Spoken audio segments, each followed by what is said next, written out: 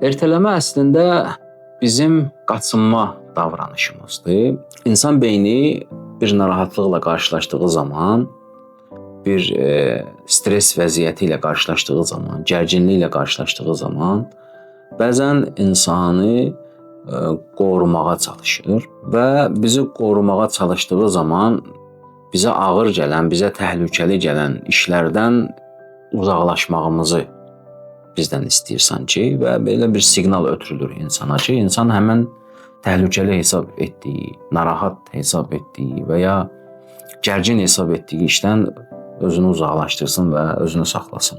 Bəzən biz bir işi başlamaq istəyən zaman beynimizin bizə ötürdüyü bir siqnal ki, bu iş çətindir, sonraya saxla, bizim bədənimizin kortizol ifraz eləməsinə səbəb olur ki, bu da stres hormonudur. Və biz avtomatik olaraq həmən işdən uzaqlaşmağa, müvəqqəti olaraq o işi saxlamağa başlayırıq və bizə daha rahat gələn, bizə daha aram gələn, bizə daha xoş gələn işlərə üz tuturuq və o işlərlə məşğul olmağa çalışırıq. Və əslində bu bizi qoruyur, yəni beynimizin bizi qoruma mexanizmidir.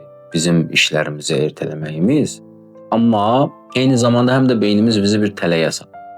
Yəni biz bir işi ertələməklə müvəqqəti rahatlıq əldə etsək də, amma uzun müddət bu işi ertələdiyimizə görə özümüzü bəzən danlayırıq, özümüzü təqsirkar hesab edirik, özümüzü günahlandırırıq ki, bu günahkarlıq hissi uzun müddət davam edir.